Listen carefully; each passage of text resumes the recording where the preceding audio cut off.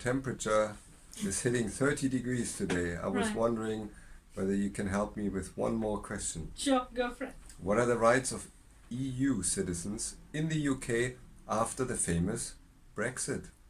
Right, so it depends really if the European national or their family members were living in the UK by December 2020, because that's when Brexit actually takes effect. So if the European national were living in the UK by December 2020, he or she may apply for a EU settlement scheme, settled status or pre-settled. But if, say, a European national is coming in the UK in 2021 or thereafter, the process he or she will follow is the same as any other nationality. But the interesting point here is, say a European national is living in the UK, has pre-settled or settled status, and is married to a family member living in another country, say China, by December 2020. The marriage takes place by December 2020, then the sponsorship could still be made on EU settlement scheme family permit application.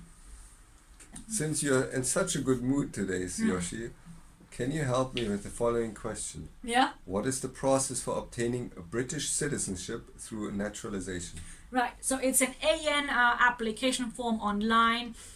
You have to have indefinite leave to remain prior to applying and meet the residence requirement, meet the good character requirement.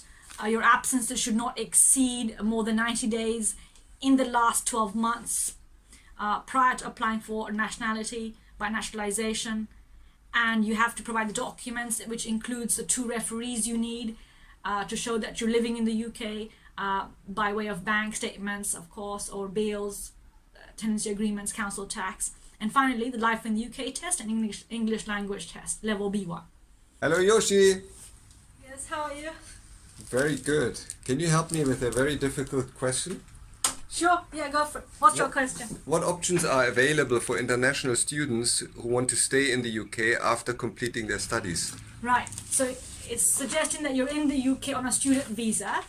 So you have 2 options available. One, apply for a graduate route visa, which is a 2-year work permit. It's one-off 2-year work permit. You can't extend it, and it's not a settlement route.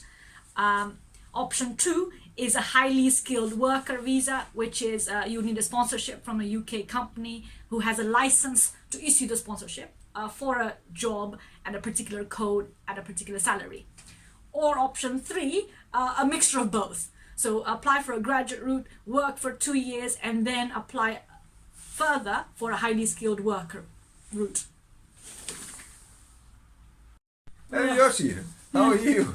Good, thank you. Are you ready for a second question? Yes, what is it? It's very difficult. What I always wondered, what are the options for entrepreneurs who want to start a business in the UK? Right, so there are 4 options. 1, startup visa. 2, innovator visa. 3, global talent, exceptional promise. Now, all 3 require endorsement from endorsing body. So if you type into Google endorsing body, startup, endorsing body, innovator, Home Office list would come up.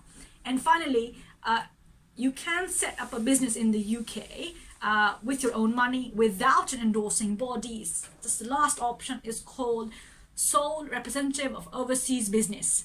But here, this application is an extension or switch into the UK. Our Home Office has taken away the option where you can apply for entry clearance, initial entry clearance. So it's simply a Tier 4 student visa, for example, into sole rep visa. I know you can deal with a hard question, Yoshi. Right. Can you also deal with an easy question? Oh, go for it.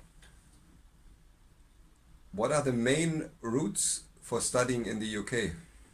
Yeah, so apply for a student visa. You need a CAS letter from university or college, appropriate maintenance, and English language test if that's a requirement. But yeah, apply for a student visa online to the Home Office. Thank you.